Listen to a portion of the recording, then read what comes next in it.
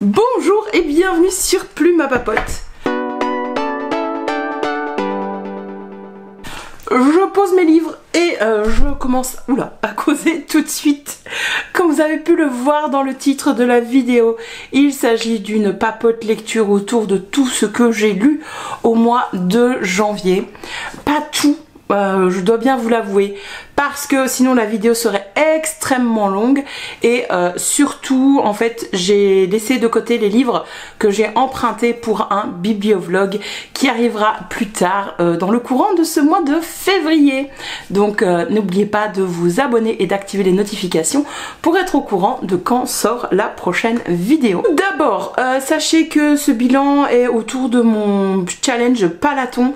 Si vous ne l'avez pas encore vu, il y a une vidéo d'explication. Le challenge s'étale de janvier à mars, donc vous pouvez encore nous rejoindre pour dégommer votre pal en 2025, étant donné que voilà, moi c'est absolument ce que j'ai besoin de faire. J'ai une pale qui est devenue une malle, c'est-à-dire une montagne à lire, et je pouvais pas continuer comme ça. Du coup j'ai créé mon propre challenge autour de 3 activités histoire de me motiver à lire en groupe. Il y a quand même pas mal de participants, on a environ 50 participants sur le Discord, plus ceux qui n'ont pas rejoint le Discord, donc n'hésitez pas à me rejoindre par là. Tous les liens sont dans la barre d'infos ci-dessous. Et enfin, dernier disclaimer, j'ai 37 ans, mais apparemment ma peau ce week-end a décidé d'avoir 16 ans, donc voilà, je vous tourne une vidéo au naturel parce que j'ai des boutons partout et également un chat qui vient foutre le bazar. Commençons enfin, ça fait trop longtemps que je parle. Donc j'ai commencé mon année en 2025 en terminant un livre que j'avais entamé le dernier jour de 2024 et il s'agit de La Vallée Arc-en-Ciel. C'est le tome 7 de la saga Anne de Lucy Maud Montgomery. J'ai oublié de prendre le livre avec moi pour vous le montrer, donc j'incruste ici la couverture, je l'ai dans cette magnifique édition de chez Monsieur Toussaint L'Aventure. C'est absolument magnifique comme saga, bien entendu. Je vais pas pouvoir vous en faire un long résumé étant donné qu'on est déjà au tome 7, mais je peux vous dire que j'ai adoré retrouver Anne et les siens. C'est un tome que j'ai préféré au précédent. Bizarrement, enfin non pas bizarrement en fait, parce que c'est normal, dans ce tome on renoue avec l'enfance, les récits d'aventure, les découvertes, les cancans d'un petit village. On peut se dire que oui, ça fait 2 siècles pratiquement que Lucy Maud Montgomery a écrit et en fait rien n'a changé. Est-ce que ça fait 2 siècles? Je confonds avec Jane Austen, je pense. Elle est pas si ancienne que ça, Lucy Maud Montgomery. On va dire que ça fait 1 siècle et rien n'a changé en fait à l'horizon. Les cancans sont toujours les mêmes, les personnages dans le village sont toujours les mêmes et j'ai apprécié découvrir le quotidien des villageois de la vallée Arc-en-Ciel, enfin autour de la vallée Arc-en-Ciel, et surtout des enfants qui prennent possession de cette vallée Arc-en-Ciel. C'était vraiment un très bon tome, un excellent tome. Du coup j'ai qu'une envie, c'est avancer dans cette saga. Il me reste 2 tomes pour être à jour et la terminer. Sachez que ce sera fait en 2025 parce que je peux plus attendre en fait. L'écriture de Lucy Maud Montgomery est tellement poétique, marche tellement bien sur moi, je l'adore que je peux plus attendre. Après ce livre, j'ai sorti de ma pile à lire un roman que j'avais reçu dans ma boîte, dans ma box Fairy Loot Romantasy. Donc c'est celui-ci, Nectar of the Wicked de Ella Fields. Le livre est magnifique, l'objet livre. J'ai adoré la couverture. On a un petit jaspage comme ceci, la couverture, la jaquette est non elle n'est pas réversible celle-ci, mais l'intérieur ici de l'illustration sur le hardback est vraiment très belle. Et alors on a une illustration, je veux bien vous l'avouer, quand même un peu cringe ici à l'intérieur, mais bon voilà, c'est un bel objet livre, mais j'ai pas aimé. Voilà, soyons clairs, pour moi c'est une dark romance, où la prof d'anglais en moi a eu du mal, donc une dark dark romance. Et donc je n'aime pas du tout ce genre, ce n'est pas fait pour moi, ce n'est pas ce que je veux lire. J'aurais aimé avoir des avertissements ici parce que en fait l'héroïne se fait malmener partout. On retrouve exactement toutes les ficelles scénaristiques de dark romance. Vous allez dire t'en lis pas, donc comment peux-tu savoir? Je me tiens informée quand même un minimum.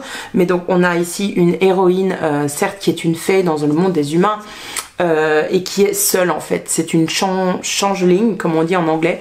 Je sais pas si ça existe en français, mais peut-être que vous avez déjà entendu ce terme là. C'est le fait que des enfants soient échangés contre des fées, contre les petits défaits, et donc les parents savent très bien que leur enfant a été échangé et qu'il est probablement mort, et en attendant ils se retrouvent avec cet enfant fait qu'ils détestent tout simplement. Et c'est ce qui s'est passé dans le cas de notre héroïne dont j'ai totalement oublié le nom. Et donc elle va grandir dans le monde humain et arriver à ses 19 ans ou 20 ans, je sais plus trop, sa mère d'adoption, mais qui la déteste et qui l'a malmenée et qui l'a même brutalisée et qui a été horrible avec elle, hein. On est vraiment sur du très très mauvais parenting comme on dit en anglais. Va vouloir l'échanger en fait et va recontacter les fées, ce qui était une très mauvaise idée pour elle parce que elle va mourir des mains d'une fée, et donc on va retrouver notre héroïne qui est seule avec les dettes de sa mère d'adoption qui avait été horrible. Elle a juste un ami gobelin et pour payer ses dettes, eh bien elle va devoir se retrouver à se prostituer dans une maison de plaisir. Donc déjà là, bon voilà, j'avais pas signé pour ça. Et donc son premier client, c'est un homme, un fait mystérieux, grand, charismatique, beau, et elle a tout de suite une attirance pour lui. Comme c'est pratique. Donc déjà ça j'ai pas aimé parce que il y a une espèce de romantisation de la prostitution, hein, très clairement. Ça me pose énormément de problèmes puisque la prostitution c'est une relation de pouvoir qui n'est pas équitable et qui n'est pas juste, même si j'habite dans un pays où la prostitution est légale, et je pense que c'est bien d'un côté que ce soit légal parce que comme ça veut dire que les prostituées ont des droits et voilà, mais dans un monde idéal ça ne devrait pas exister bien entendu, et là voilà, c'est vraiment pas écrit pour que ce soit dénoncé. C'est vraiment un truc que tu sens pour émoustiller les gens. Donc non, enfin, l'absence de consentement, c'est pas sexy. Moi, ça ne me convient absolument pas personnellement. Si vous aimez lire la dark romance, vous aimerez lire ceci. C'est une dark romantasy. Je pense qu'il va falloir qu'on crée le sous-genre et que ce soit clairement averti dessus. Et ça, c'est qu'au début de l'histoire, bien sûr. Plus loin, on va arriver à une relation entre l'héroïne et ce monsieur dont j'ai aussi oublié le nom, mais c'est le roi en fait des fées qu'elle a rencontré, et cette relation est totalement inégale. Il lui cache des choses, il la manipule. La fin était horrible au point que j'ai eu envie de vomir. J'en avais des nausées de lire ça. J'étais là, non mais non, faut pas aller là-dedans. Donc ouais, voilà, donc c'était horrible. Et je sais pourquoi je me souviens plus du nom du personnage principal. C'est parce qu'elle en a pas en fait. Sa mère d'adoption ne l'a jamais appelée, mis à part Puce. Mais Puce en anglais, c'est pas un petit mot mignon. C'est pas comme en français. Le mot qu'elle l'appelle, le nom qu'elle lui donne, c'est Flea. Donc genre t'es qu'une merde quoi en fait. T'es qu'une raclure de bidet. En gros c'est ça. C'est pour ça que je me souvenais pas de son nom. Donc ouais, grosse déception. Je me suis traînée cette lecture. Enfin j'ai essayé d'avancer vite dedans pour en être quitte. Donc c'était une très belle édition, mais une grosse déception. Ce n'est pas ce que j'attends dans une box littéraire autour de la romantasy. Donc très mauvais score ici pour Fairy Loot. Heureusement je l'ai pas lu tout de suite au début parce que je pense que c'est le troisième ou le deuxième livre que j'ai reçu dans la box, et je l'ai lu seulement après. Donc j'espère que les autres seront mieux que ça. Sait-on jamais. Mais voilà. Je sais que j'ai été très dure sur les critiques autour de la dark romance et ici dark romantasy. Mais bien entendu si vous aimez lire ça, je peux comprendre parce que vous allez voir que j'ai fait des lectures de la honte également plus tard dans le mois. Et on a tous besoin de certaines choses comme ça, mais moi c'est pas ce que j'ai envie de lire en fait. La domination et vraiment l'esclavagisme des femmes. C'est pas, il y a vraiment une haine des femmes, je trouve, dans ce style de récit. Ça ne dénonce rien du tout. Ici, il y avait rien qui était dénoncé, donc voilà, je ne veux pas lire ça. Et en fait, on peut avoir envie de lire ça, mais alors il faut avertir. Prévenez quoi, les éditeurs. Mettez un truc quoi, c'est de la dark romance, dark romantasy. Ici je n'ai eu aucun avertissement dans ce genre. En plus, enfin tout est fait dans le marketing du bouquin pour que ce soit mignon, etc. Donc j'ai été vraiment induite en erreur. D'où le fait que je fasse du coup une critique très négative, parce que j'étais pas le public pour ce livre tout simplement. Voilà. Entre-temps, j'ai fait une autre lecture qui était aussi une déception, donc après j'ai voulu un petit peu de douceur et me dire là c'est sûr, je ne me trompe pas, je vais enfin avoir une romance qui me fait du bien au moral.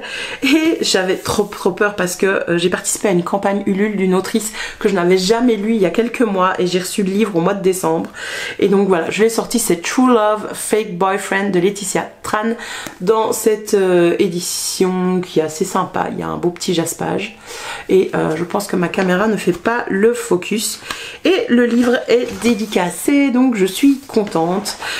Écoutez, j'ai beaucoup aimé cette romance MM employé, enfin patron employé. Alors maintenant que je dois vous en reparler, je suis là en mode je me souviens plus de rien, mis à part que j'avais bien aimé. Donc je relis vite le résumé, voilà, je me souviens. Donc on va suivre Casey et Elios qui est son patron. Ils sont tous les deux expatriés en fait. Ils habitent, je pense que leur entreprise est en France, je pense que c'est ça. Ça se passe en France, je me souviens bien le début.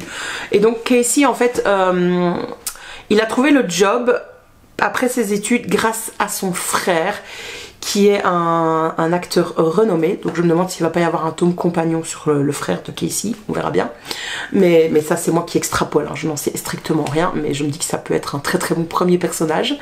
Et donc Casey, il a trouvé son boulot grâce à son grand frère, qui est meilleur ami avec Elios, le patron d'une grande entreprise dans le luxe, dans la mode, etc.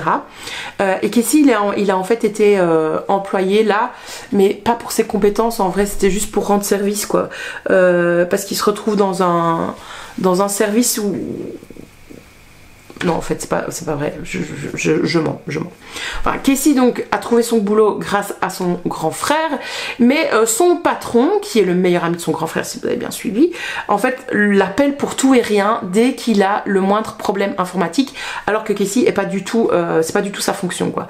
Donc, Casey le déteste tout simplement depuis son adolescence. Il est là en mode je ne supporte pas ce gars qui est gros cou et tout, même s'il aide notre famille, même si c'est le meilleur ami de mon frère, etc.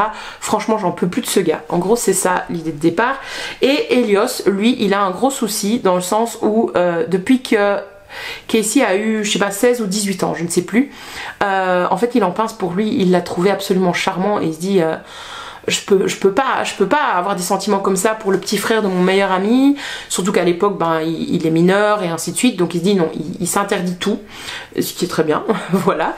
Et donc il y a une espèce de tension sexuelle de son côté, mais que Casey lui interprète très mal si vous voulez, et donc ça va de quiproquo en quiproquo, jusqu'au moment où Elios fait une présentation auprès d'un grand patron d'une firme avec lequel il veut signer un accord, et Casey est là pour gérer la présentation de l'ordinateur, parce qu'Elios il a que des galères intergalactiques avec l'informatique. Franchement c'est un sketch, c'est fait exprès mais c'est un sketch, il a que des merdes, il a que des embrouilles avec son téléphone, avec son ordi, avec sa boîte mail, c'est des trucs qui sont improbables mais qui lui arrivent dans le bouquin, et donc Casey vient à sa rescousse. Et donc le patron de cette autre boîte lui dit moi j'ai qu'un seul problème en fait, c'est votre réputation, vous avez la réputation d'un coureur de jupons, vous sortez avec tous les gars qui vous passent devant, donc moi je veux pas ça, mon entreprise elle a des valeurs fortes familiales et ainsi de suite, donc ça ne se fera pas. Et là Elios il sort la plus grosse absurdité du monde, il dit mais en fait je vais me marier. Et voilà, mon fiancé, il est juste à côté de moi, c'est Casey. Et donc ils vont en arriver à sortir ensemble pour de faux. Et à partir de là, c'est le début des emmerdes, quoi, hein, si vous l'avez bien compris. J'ai fait un résumé beaucoup trop long. Je m'excuse, c'était un truc hyper simple à résumer. J'ai fait un résumé beaucoup trop long. Mais bref, j'ai tout adoré dedans parce qu'il y a beaucoup de développement des personnages, beaucoup d'introspection. Il y a des dialogues qui sonnent justes et bref, il y a plein de choses que j'ai trouvé très très chouettes. Dans ce bouquin. Clairement, Laetitia Tran rejoint mes autrices francophones préférées en romance. J'en lis mais c'est pas mon genre normalement de prédilection, et là ça l'a totalement fait. Franchement allez-y les yeux fermés, faites-vous plaisir, c'était trop cool, même si clairement, je me souviens plus d'énormément de détails du scénario. Je me souviens que j'ai tout aimé dans le développement de leur relation, dans le consentement qui était là entre eux, de leur conversation malgré qu'il y ait des quiproquos, etc. Donc ouais, vraiment chouette moment. Il a fait le taf super bien, j'en ai eu pour mon argent, j'étais extrêmement contente de cette lecture. Alors après j'ai voulu changer de registre et donc j'ai sorti un livre de ma pile à lire tout petit en me disant que j'allais le lire très vite. C'est vrai, je l'ai lu très vite, mais alors my god les gars, j'étais pas prête. Ce livre c'est Ingrid Bergman de Sophie Di Malta et il y a le sous-titre Un road trip déjanté. C'est paru chez Most Éditions et je suis passée devant le stand lors du salon du livre de Wallonie en novembre et je l'ai acheté sur les conseils du grand patron de la maison d'édition. Je pense que c'était lui, avec lui à qui j'avais affaire. Donc il m'a présenté sa maison d'édition qui est une maison d'édition belge assez petite mais qui je trouve avait de chouettes idées, et notamment en fait vous avez un code QR derrière que vous pouvez scanner et qui vous amène vers une interview de l'autrice et également la lecture du premier chapitre. J'aurais peut-être dû faire ça avant. Donc je savais que j'allais lire un truc déjanté, mais alors c'était pas déjanté, c'était surréaliste comme les Belges savent le faire, et my god j'ai eu tellement de mal avec ce truc. C'est un livre un peu à la Thomas Gunzig, à la Adeline Dieudonné, je pense qu'on peut les classer un peu dans le même style. Et donc là on va suivre Ingrid qui a été abandonnée par son père quand elle était enfant, elle ne l'a jamais connu. Sa mère est décédée et elle ouvre un restaurant de pâtes. Alors le restaurant a un nom super cool mais j'ai oublié, mais il faut que je retrouve. Les pâtes sans nom, voilà. Donc ça s'appelle les pâtes sans nom, les gens adorent.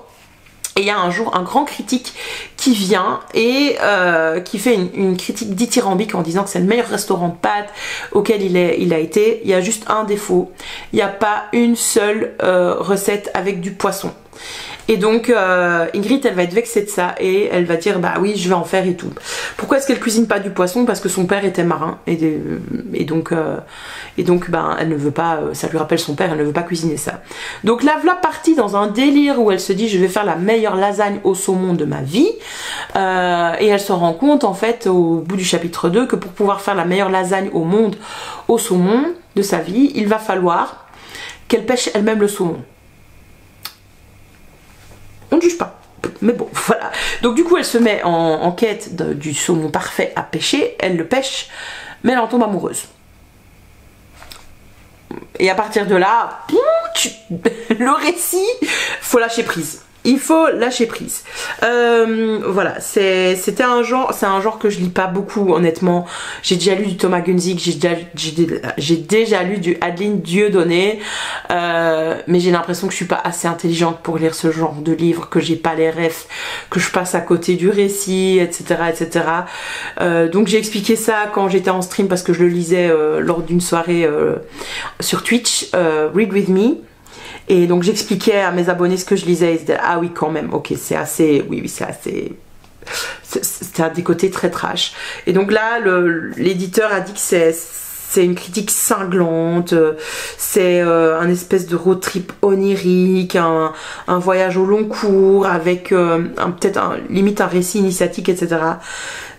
Je sais pas, c'est sur l'identité et la liberté, il disait. Moi je sais pas si elle a vraiment trouvé la liberté, mais bon pourquoi pas. Pourquoi pas. Je suis pas mécontente de l'avoir lu, mais comme je vous dis, c'est vraiment pas le style de littérature auquel je suis habituée. Et donc, je sais pas vraiment en faire une critique par A plus B. Voilà. Je sais même pas si j'ai aimé ou pas aimé. Je sais qu'au moment où je le lisais, certains passages, j'étais là. c'est trop loin, ça va trop loin pour moi. Voilà, je pense à une de mes amies qui va regarder cette vidéo ce dimanche matin, qui va dire est-ce que tu me le prêteras? Oui, je te le prêterai, bien entendu, chère Evelyne. Après ça, je vais quand même vous parler du livre suivant que je vous présenterai également dans mon bibliovlog, puisque je l'ai emprunté. Il s'agit de vous parler de Mon fils de Philippe Besson. Gros succès, j'ai l'impression, en librairie, et donc je l'ai emprunté sur Lirtuel. Ou est-ce que c'était un service presse sur NetGalley? Non, je l'ai emprunté sur Lirtuel, je sais plus, enfin bref. C'est un livre qui m'a vraiment marqué, que j'ai terminé en mode...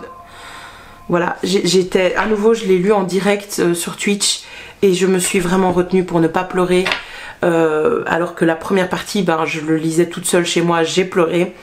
Et les gens, mes abonnés ont vu, ils m'ont dit mais t'as l'air super triste. J'ai dit mais oui, c'est super triste ce bouquin en fait. Surtout que je m'attendais pas en fait à la thématique qui était traitée. Je pensais que ça allait être un papa qui nous parlait du coming out de son fils. La couverture est quand même... Elle induit quand même pas mal en erreur, parce que là on vous met un jeune qui pour moi a 18-19 ans, peut-être même 20 ans. Or, les événements parlent d'un enfant de 13 ans. Je pense qu'il avait 13 ans, 14 ans maximum. Donc, en vrai, la couverture, elle n'est pas vraiment appropriée, j'ai trouvé. Mais donc, on va suivre et on va lire les mots d'un père qui explique, en fait, que son fils a été victime de harcèlement scolaire et que malheureusement, lui et sa femme n'ont pas pu lui venir en aide et qu'il a commis l'irréparable. On le sait très vite, c'est pas du tout un spoiler, c'est juste que moi j'avais pas lu le résumé, donc c'est pour ça que j'étais pas au courant. Et ça ne peut être qu'une histoire qui me touche énormément, puisque je travaille avec des adolescents de cet âge-là, étant donné que je suis enseignante en Belgique. Et oui, je m'attendais pas à être autant remuée, autant choquée. La plume de Philippe Besson, bah, elle est très belle, il sait ce qu'il fait, il sait comment nous toucher. J'ai vu que certains avaient quelques bémols, dans le sens où c'était très consensuel, mais je pense que voilà, autour d'une histoire pareille, on peut peut-être pas avoir un autre avis, et c'est donc une histoire tragique de bout en bout. Et même si vous savez en fait ce qui se passe, ben, vous avez envie de connaître et de compatir aux sentiments du papa, de la maman et du petit frère, et donc vous lisez finalement pour les accompagner dans leur douleur et pour faire ce travail de deuil finalement avec eux. Donc voilà, j'en parle très très mal de ce livre, alors que vraiment il m'a remué, et ça a vraiment été la lecture de mon mois de janvier quoi, au final. Donc je suis désolée, j'en parle très mal. Je pense que je parle mieux des livres que je n'aime pas. Donc foncez dessus, empruntez-le en bibliothèque, lisez-le s'il vous plaît, c'est important. Voilà, c'est tout simplement important. Et si vous êtes parent, parlez avec vos ados s'il vous plaît, pas de langue de bois, parlez de tout, même du suicide, même des pensées suicidaires.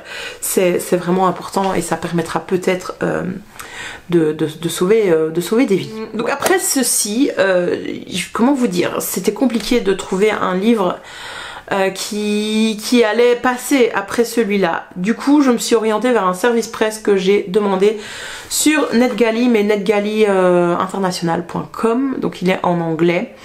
Soit dit en passant, je suis pas du tout contente les gars, parce que je me suis acheté une nouvelle liseuse en ce début d'année, et j'ai profité des soldes. Et dans mon esprit c'était, je vais demander plein de services presse sur NetGalley, notamment des bandes dessinées et ainsi de suite.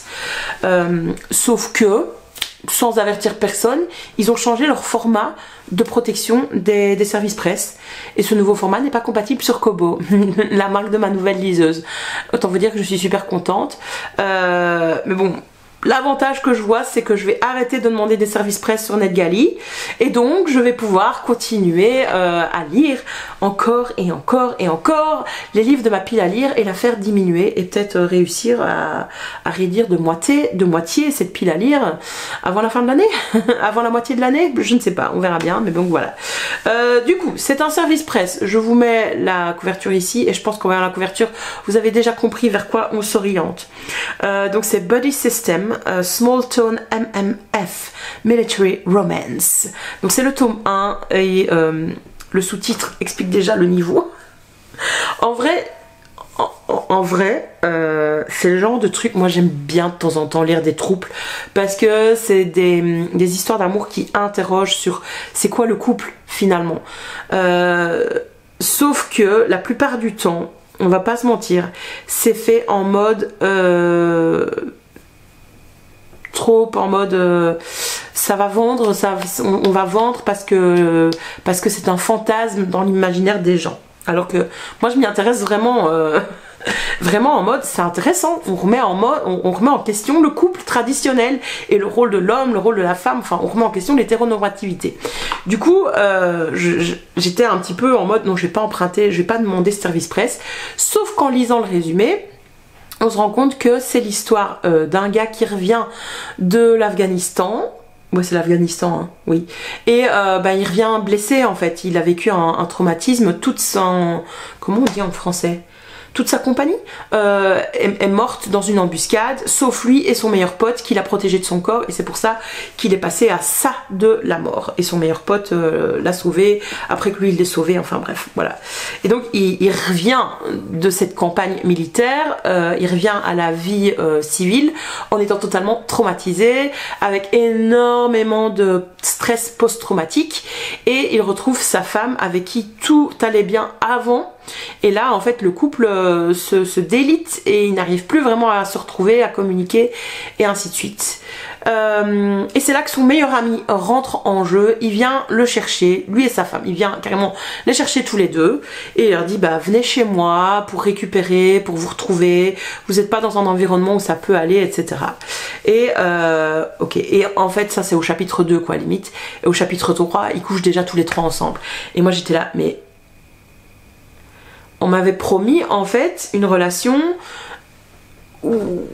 qui allait un petit peu aider l'autre avec son stress post-traumatique, ses symptômes, permettra au couple de se reconstruire. Donc moi je m'attendais à des déchirements, à des remises en question de fous malades et tout. Et en fait non, pas du tout, c'était ultra rapide. Clairement j'ai l'impression que l'autrice elle a écrit ça parce que ça l'émoustille plus qu'autre chose et que ça émoustille son lectorat, et c'était pas bon du tout. Alors pas de shaming là-dessus, hein. Si elle c'est ça qui lui plaît dans la lecture et que ça lui fait du bien, mais grand bien lui fasse. Mais l'écriture était pas bonne du tout, les dialogues c'était pas des dialogues, c'était des monologues les gars. C'était long dans les dialogues, c'était pas du tout naturel, personne ne parle comme ça dans la vraie vie. Genre l'autre il parle, et puis en gros, l'autre personnage fait oui ok, et puis voilà on passe à la suite.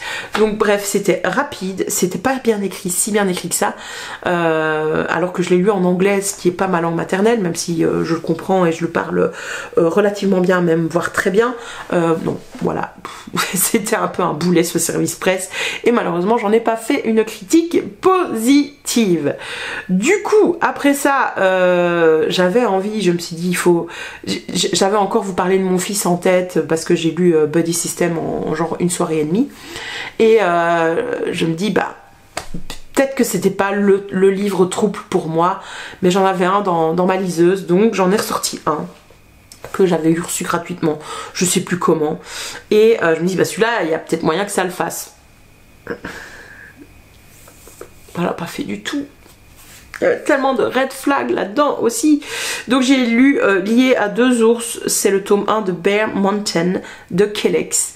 Je pense que c'est une saga en plus de 10 tomes, donc c'est très bien, je ne lirai pas la suite, au moins je la raye de ma wishlist. Non, il n'y avait rien qui allait en fait, rien du tout. C'est le genre de romance assez toxique qu'on pouvait écrire genre en mode fanfiction, Twilight, etc. il y a des années. Voilà. En gros, on va suivre un gars qui se fait larguer par sa copine le jour où ils doivent se rendre dans un chalet au Canada, je pense que c'est au Canada, pour se retrouver quoi, pour passer du moment je me demande si c'est même pas la Saint-Valentin en vrai. Et donc sa copine le largue ce jour-là. Et donc lui il se dit, je sais plus comment il s'appelle, hein, me demandez plus, il se dit bah j'ai payé donc je vais y aller. Voilà, c'est le genre de truc que je ne ferai pas tout seul, ça me correspond pas, j'avais fait les réservations pour lui faire plaisir, bah je vais en profiter. Et donc en arrivant, on rencontre, il y a un gars qui gère l'endroit où il a loué son petit chalet, et il parle avec son employé. Et déjà la relation boss-employé, alors qu'ils sont censés être meilleurs amis, tu comprends que c'est le futur couple, hein, le futur trouble, se passe. Là tu dis, vous êtes sûr que vous êtes potes en fait, parce que vous vous parlez ultra mal, vraiment ultra mal. Et donc on a cet alpha ours et son pote ours, et ils savent tous les deux qu'ils vont avoir leur âme sœur ensemble.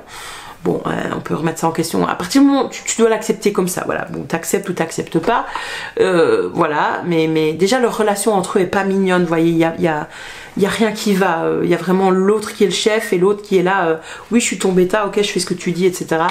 Et tu sens qu'il y a vraiment pas de complicité entre eux finalement. En tout cas, c'était mon ressenti. Et donc Vlad débarque, le petit gars, et qui soi-disant n'est pas décrit comme un petit gars, mais comparé aux deux ours. Aux deux métamorphes ours, vous voyez, il est vraiment frêle. Et tout de suite pour eux, ils le reconnaissent, quoi. Ils sont là, bah oui, c'est notre âme sœur, donc voilà. L'avantage pour lui, c'est qu'il se retrouve upgradé. Hein, il va être dans un chalet de compétition, mais tout va s'enchaîner dans leur relation physiquement. Et c'est à la limite du consentement, voilà, c'est à la limite du consentement. Il y avait plein de trucs, j'ai trouvé pas ça chouette. Une de mes abonnées m'avait dit, moi j'ai pas continué après la première scène de olé olé entre eux, et j'ai compris, franchement j'ai compris. C'est parce que ma liseuse me disait que j'allais le lire en 1h30 ce bouquin, que je l'ai continué pour l'éliminer totalement de ma pile à lire, etc. Mais donc voilà, je retenterai pas, je l'ai pas abandonné à cause de ça, mais franchement j'aurais vraiment pu. Et en parlant d'abandon, je n'ai pas abandonné celui-là, mais j'en ai abandonné 2 autres ce mois-ci. Donc en janvier, j'ai abandonné Dead Draw de Leila Ren. Plus ou moins au 50%, si je me souviens bien, j'étais à 50%, donc à nouveau même chose, j'aurais pu continuer, mais justement si j'ai abandonné celui-là, c'est parce que j'avais pas abandonné celui avec les 2 ours là, et donc je me suis dit, c'est quoi en fait, je m'en contrefiche de cette enquête. Il y a ces 2 agents du FBI qui vont faire semblant de... Enfin, qui vont se marier pour pouvoir mener leur enquête ensemble et pouvoir s'échanger les informations sans que ça ne pose problème sur leur lieu de travail. Et moi, j'étais là en mode... En fait, je m'en contrefous de votre enquête, les gars. Même si même si l'autrice a essayé de les rendre attachants, les personnages, j'étais pas du tout intéressée. Je comprenais rien aux termes techniques qu'elle employait pour le FBI. J'étais là en mode, mais je suis censée le savoir moi de moi-même ou quoi? Enfin, c'était pas bien expliqué. C'était au point où je me demandais si j'avais pas loupé tout un cycle, une saga avant pour ou quoi. J'étais paumée, franchement j'étais paumée, c'était pas suffisamment détaillé, donc je l'ai abandonné sans aucun regret, vu que je vous rappelle qu'au début du mois de janvier, quand j'ai commencé mon challenge Palaton, j'avais 197 livres à lire, donc voilà. Le deuxième livre que j'ai abandonné, je l'ai abandonné à 20%. Je ne pensais pas l'abandonner franchement, mais voilà. C'est La mariée de Ceylon, je sais pas comment ça se prononce, toutes mes excuses, de Dina Jeffries, que j'avais acheté il y a des années lors d'une opération promotionnelle de chez Milady, Hauteville, etc. Je l'avais acheté 99 cents à l'époque, c'est pour vous dire. Et donc c'est un roman historique qui se passe à Ceylon. On va suivre donc une jeune femme, une jeune mariée qui a rencontré son mari en Angleterre, mais lui il a une plantation de thé à Ceylon, et donc elle va s'expatrier pour lui après le mariage. Elle fait le voyage toute seule, elle arrive là et en fait elle se rend compte que son mari est très différent de l'homme qu'elle a rencontré en Angleterre. Alors ça c'est le résumé, et en fait moi quand j'étais là en mode, tu lis, tu dis bah il y a un secret de famille, très clairement vu le prologue qu'on a eu, ok il y a un secret de famille, mais est-ce que le mari est si différent que ça? Personnellement j'étais pas à le blâmer plus que ça, mais j'étais relativement peu intéressée, et j'ai abandonné au moment où en fait il y a un viol par un personnage lambda qui était très gentil au tout début et tout, et là tu dis qui a profité de l'occasion, et donc moi j'étais là en mode mais un petit trigger warning quoi en fait les gens, donc déjà là ça m'avait vachement refroidi. J'étais pas plus intéressée que ça par cette meuf qui est censée être l'héroïne, et puis il y a la sœur du mari qui est hyper chelou. Tu te dis c'est quoi, ça va partir en inceste entre le frère et la sœur, je sais pas trop.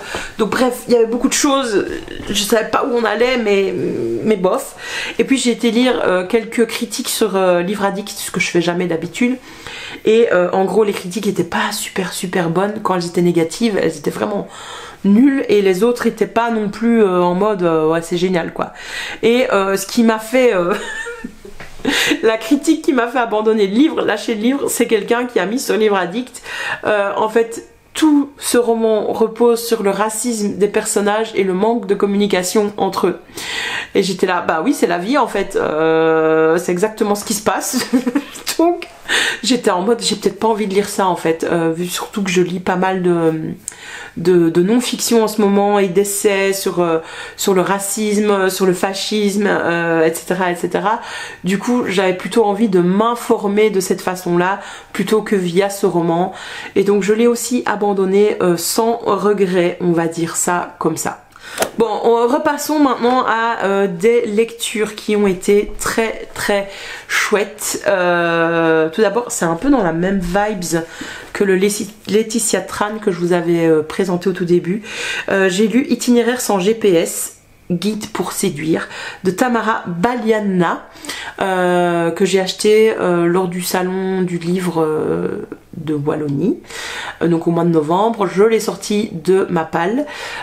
Tout d'abord c'est un auto-édité, faut que je vous dise ça, et donc j'aime pas, mais le papier est hyper blanc, donc voilà, c'était un petit bémol, mais bon voilà, l'autrice a fait ce choix là, mais pour moi le papier est trop blanc.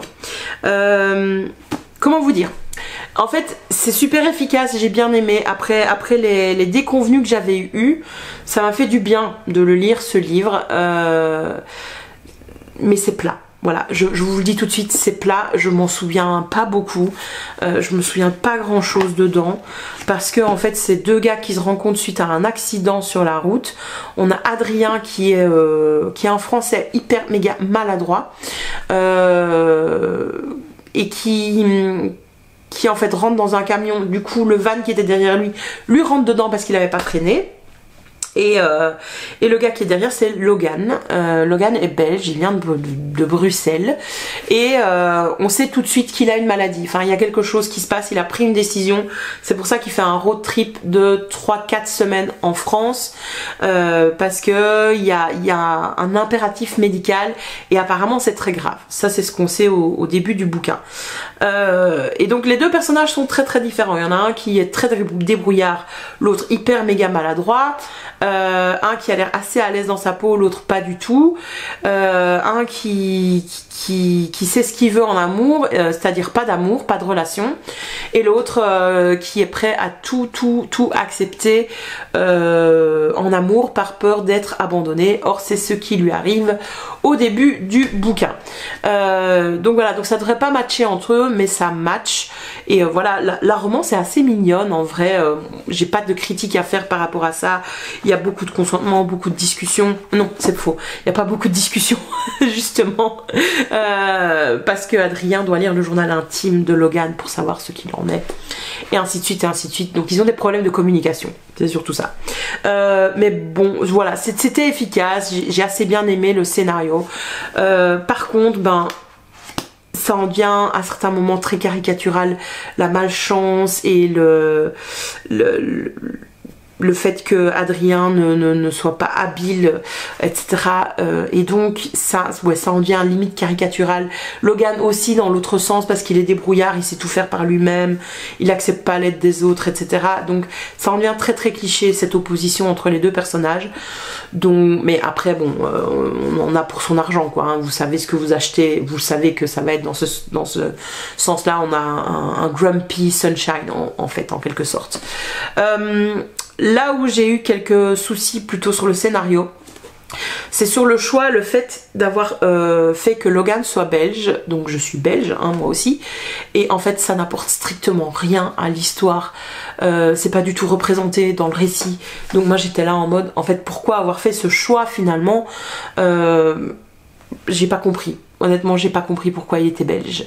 Il y a rien dans le texte. Moi au début, comme comme on le suit chez son médecin, le premier chapitre où c'est de son point de vue, je me suis dit peut-être qu'il est belge parce qu'en Belgique l'euthanasie est autorisée, est légale et que donc on va peut-être s'orienter vers ça, même si l'autrice avertit que l'histoire va bien se finir. Donc tu dis ce sera peut-être pas ça finalement, ce serait trop gros si c'est une histoire d'euthanasie. Du coup voilà, du coup je m'attendais à ce qu'il y ait des quiproquos entre eux de langage, que Logan il utilise des termes vraiment belges, etc. Et pas du tout, pas du tout. À aucun moment ils ne vivent des incompréhensions entre eux. Voilà, donc il n'y a aucun belgicisme. Et par exemple, Logan va utiliser le mot plaque de cuisson, alors qu'en Belgique on dit une taque de cuisson. Voilà, donc ça m'a manqué énormément. Et du coup ça m'a permis... je le savais déjà, mais ça m'a permis de repenser aux personnes racisées ou issues de minorités qui disent que la représentation est pas bonne dans certaines œuvres. C'est le cas ici. Alors c'est pas grave, hein, parce que la culture belge est différente de la culture française, mais c'est minime quand même, hein, ces différences.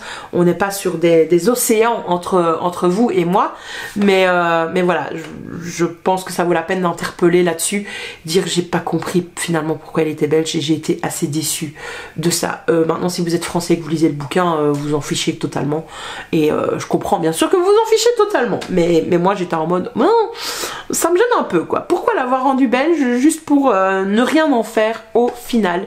C'était un peu dommage. Bon, parlons Belgique, continuons à parler Belgique. J'ai demandé sur NetGalley, avant qu'ils changent leur format, le service presse suivant. Et il s'agit des Nébuleuses de Anaïs Félix et Camille Pagny.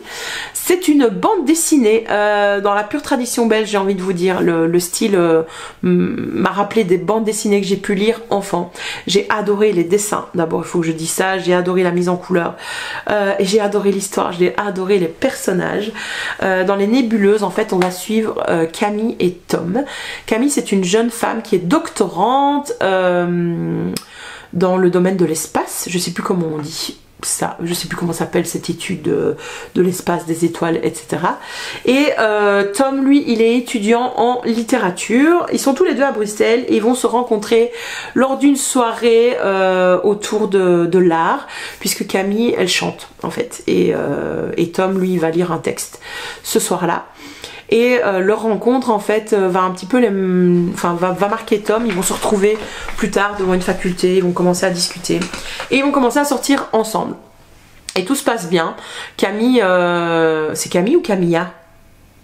C'est peut-être Camilla maintenant que j'y repense. Et en fait tout se passe bien.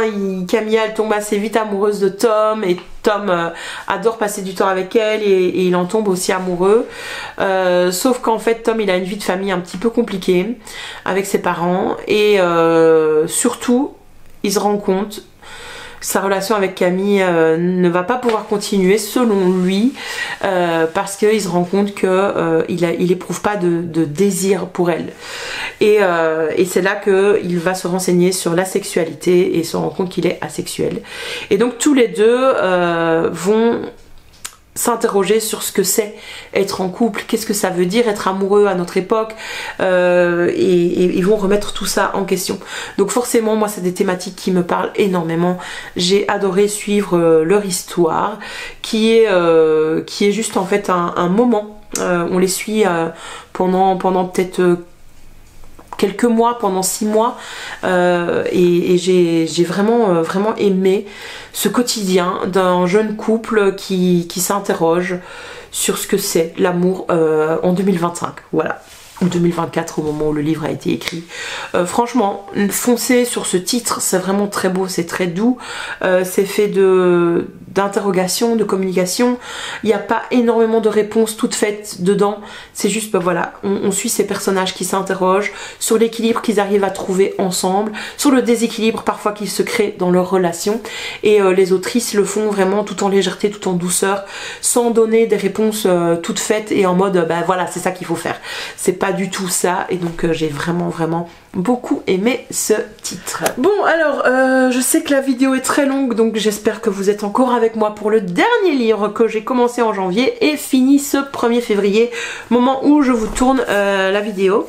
Il s'agit d'une relecture en fait, puisque j'ai lu Oméga en fuite de Camille Jedel dans cette édition collector. Donc c'est un roman qui est plus petit que les autres. Si je vous mets Je vous les mets à côté d'un autre. Et c'est un format qui est voulu plus petit par l'autrice. Je vais vous expliquer ça. On a ce beau jaspage, donc c'est une campagne Ulule qui m'a permis d'avoir ce roman. Donc on a les personnages comme ça et on a une illustration à l'intérieur. Et chaque début de chapitre a une illustration en noir et blanc. Je ne vais pas vous les montrer parce qu'elles peuvent spoiler. Donc voilà. Alors ce que j'ai bien aimé, c'est que on va avoir au début une petite explication de cette façon-ci sur ce que c'est un Omega Verse. Si vous n'en avez jamais lu, c'est vrai que ça peut être surprenant, etc. Moi, c'est des choses que j'ai lues en fanfiction, par exemple. C'est comme ça que j'ai rencontré ce style, ce genre, on va dire ça. Et la première fois que j'en ai lu un, j'étais là en mode qu'est-ce que c'est que ce truc? Les hommes peuvent tomber enceintes? Mais c'est quoi? Et bah là c'est expliqué pourquoi, d'où, comment est-ce que ça, d'où ça vient, etc. Et voilà. Donc je l'avais déjà lu sur Wattpad parce que au moment de la campagne Ulule, l'autrice l'avait sorti sur Wattpad, mais en version non corrigée. Ici c'est la version corrigée. Je n'ai trouvé aucune erreur. Et on peut le dire, franchement, on peut le saluer parce que je trouve qu'à l'heure actuelle, ça arrive tellement souvent qu'on trouve des coquilles. Et d'ailleurs, je pense que dans mes 3 auto-édités, je n'en ai trouvé aucune. Alors que, critique, c'est une balle perdue, hein, mais pour les éditeurs de romances hétéro et des grosses maisons d'édition, je trouve à chaque fois plein d'erreurs dedans, plein de coquilles. Ça me saoule pour les auteurs, quoi. Vraiment. Donc bravo pour le travail éditorial parce que c'était la même chose pour Tamara Baliana et la même chose pour Laetitia Tran, soit dit en passant. Donc bravo à vous, chères autrices. Et donc bref, j'ai adoré le relire, je l'ai fini juste avant de tourner cette vidéo. Trop bien, voilà, c'était trop bien. Parce que en fait on va suivre Cassidy, qui est l'Oméga, c'est le petit monsieur blond là, qui travaille pour son patron Adam, qui est ici, et Cassidy est un Oméga qui se cache, donc il fait croire à tout le monde qu'il est un bêta, et il a un fils, il est père solo, et il ne le dit à personne, donc il assume son quotidien, son travail, et il est rudement efficace dans son travail. Il est vachement apprécié par son patron dont il est l'assistant, parce qu'en fait son patron a un caractère de chien, vraiment, personne ne le supporte, même pas son frère jumeau qui est à la tête de l'entreprise avec lui, et en fait Cassidy est en fait un peu un surhomme dans l'entreprise parce que il a beaucoup de responsabilités, presque autant que son patron, et il est le seul plus ou moins à le gérer. Et ça se passe comme ça, donc en fait il se fait passer pour un bêta grâce à des médicaments. Sauf que ces médicaments, il est censé les arrêter 2 fois par an et vivre ce qu'on appelle des chaleurs. Je vous laisse imaginer ce que c'est, hein. Voilà, clairement l'univers Oméga et Alpha, ça découle de ce mythe qu'on a sur les loups et les positions dans la meute, etc. etc. Et sauf que Cassidy, il a fait n'importe quoi, il a pris ses médicaments pendant 6 ans. Et donc il va avoir des gros soucis de santé. Et heureusement, Adam va être là. Alors, comme je vous le présente là, vous vous dites, mais attends, tu nous as dit que le premier livre, là, Nectar of the Wicked, t'avais pas du tout aimé parce que c'était une dark romantasy. Clairement, on est sur le même style, etc. Et en fait on pourrait totalement tomber là-dedans, sauf que Camille Jedel, ou Jedel, je ne sais jamais comment ça se prononce, c'est une artiste du consentement, cette meuf, et elle joue en fait avec le rôle. Cassidy, c'est un Oméga qui ne veut pas être Oméga et qui remet en question son rôle dans la société, qui ne veut pas être un cliché, qui ne veut pas être quelqu'un de soumis pour être soumis et accepter sa condition comme ça.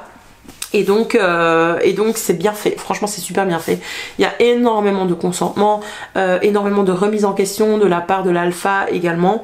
Enfin énormément, il y a des remises en question, peut-être pas énormément, mais voilà, en gros j'aime bien parce que ça joue sur les codes de alpha oméga, du petit oméga dont il faut prendre soin, protéger, etc. Donc voilà. Si j'avais eu ça dans les autres romances là que j'ai abandonné, j'aurais aimé, mais voilà, c'est pas le cas. Ici c'est brillamment fait.